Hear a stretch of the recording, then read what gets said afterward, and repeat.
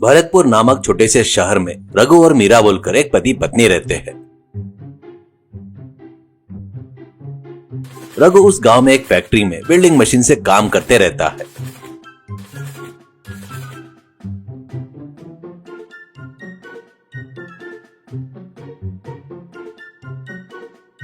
मीरा घर में स्टोव पर ही जबरदस्त तंदूरी चिकन बनाने वाली लड़की थी।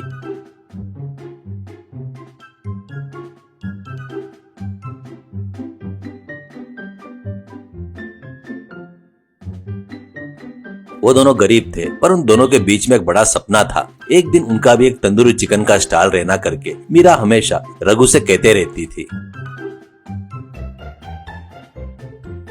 पर उन दोनों के सपने के बीच में आता था एक टूटा फूटा मिट्टी का चूल्हा।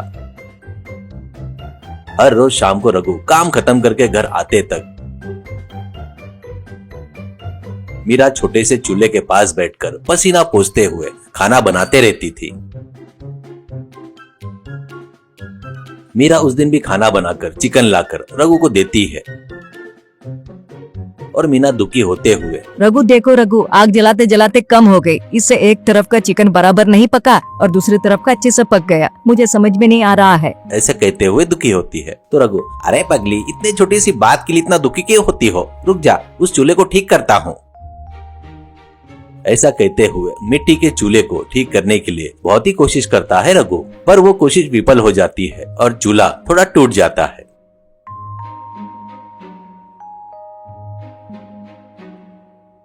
उससे मीरा दुखी होते हुए, अरे रघु छोड़ दो रघु, कोई बात नहीं। मैं क्या तो खाना बनाकर, क्या तो नाम कमाना किचन, कुछ तो कहते हैं ना रेस्टोरेंट जैसे करके बेमतलब में बड़े बड़े सपने देखकर तुमको परेशान कर रही हूँ। नहीं, अब इस चूल्हे को छोड़ दो, जो है उससे ही उसके ऊपर ही पका लूंगी बस। कहकर दुखी होती है। वो सुनकर रघु हाथ पकड़कर, क्या मीरा, इसके लिए इतना दुखी क्यों हो रही हो? कैसे भी तुम पकाए सो खाना अपने जिंदगी के लिए, ठीक है ना? तुम उसमें बहुत अच्छा पकाती हो, सक्सेस हुआ तो इतनी तकलीफ नहीं होगी ना। तू दुखी मत हो, मैं कुछ तो भी करूंगा ना, ऐसा कहता है। रघु और मीरा के घर के सामने सुरेश बोलकर एक छोटा सा तंदूरी स्टॉल चलाने वाला रहता है।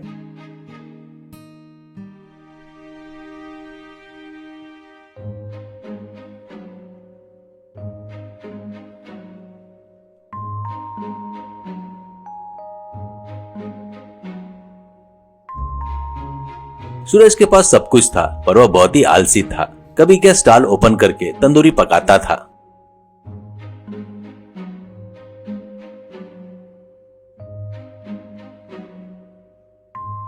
एक दिन मीरा सुरेश के पास जाकर,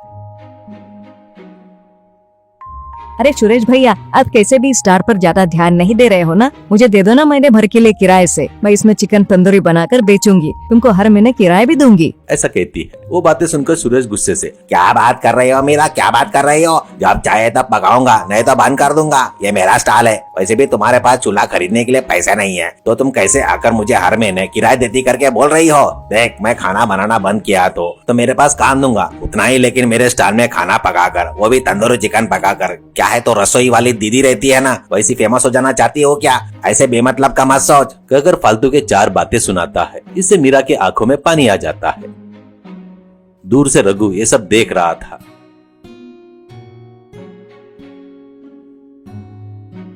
घर आने के बाद मीरा मायूस होकर बैठ जाती है।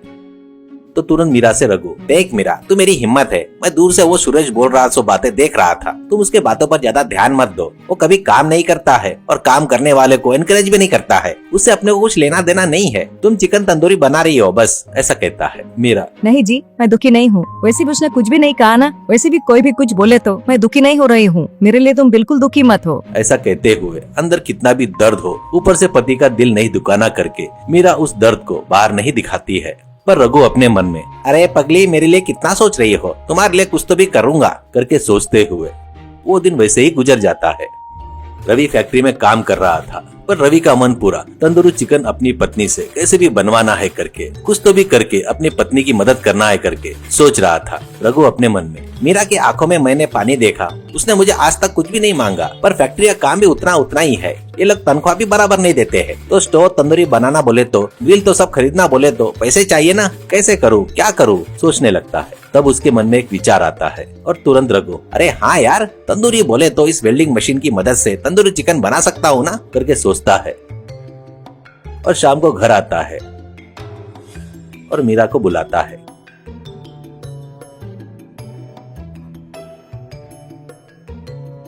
मीरा अरे क्या है जी, क्यों इतने जोर से बुलाए, क्या हुआ आज? करके पूछती है तो रघु, तुम कभी भी मैरिनेट करके सब मिलाकर चिकन तंदूरी रखती हो ना, वो एक बार लेकर आओ ना, ऐसा कहता है। तो मीरा, वो 2 पीस ही है जी, स्टोर टूट गया ना, मैंने अपने खाने के लिए ऐसे कोले पर भूनते हुए बनाती हूँ, मिलाकर रखी हूँ, बनाई नहीं अभी तक, ऐसा कहती है। तो वो बातें सुनकर रघु, मेरे पास वो कच्चा चिकन लेकर आ, ऐसा कहता है। ठीक है करके लाकर देती है मीरा।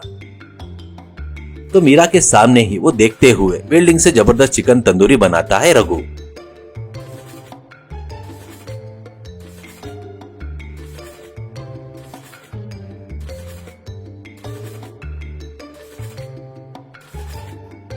वो देखकर मीरा की आंखें चमकने लगती है, उसको आश्चर्य होता है।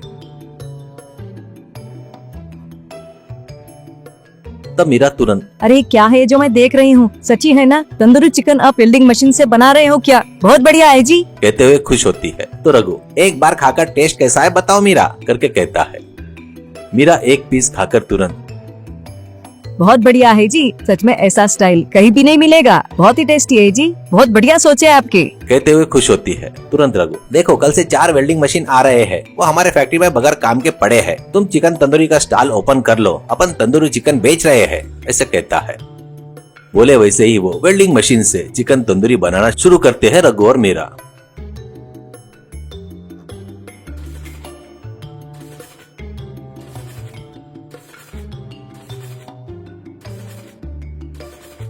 तो ये सब सुरेश को पता चल जाता है। सुरेश तुरंत वहाँ पर आए एक कस्टमर बुजुर्ग से, अरे देखो चाचा, मैं कैसे पकाता हूँ, ओवन में या ग्रिल में बनाता हूँ, पर वो लोग उस वेल्डिंग मशीन से पका रहे हैं, उस वेल्डिंग मशीन से कुछ हुआ तो आपके सेहत का क्या होगा, ऐसा कहता है। तो बुजुर्ग, देखो सुरेश यार, तुम अमावस्या पूर्णिमा को अपना स्टॉल ओपन करते हो, तेरे को क्या करना है उनसे, वैसे भी वेल्डिंग मशीन से क्या होगा, मैंने खाया है, बहुत ही टेस्टी है, तू काम नहीं किया तो कुछ नहीं होगा, पर बाजू वाले के काम को खराब मत कर, कहते हुए बहुत खरी खुटी सुनाता है सुरेश को वो बुजुर्ग। ये सब मीरा और रघु देखकर हंसने लगते हैं। तो सुरेश गुस्से से वहां से चला जाता है।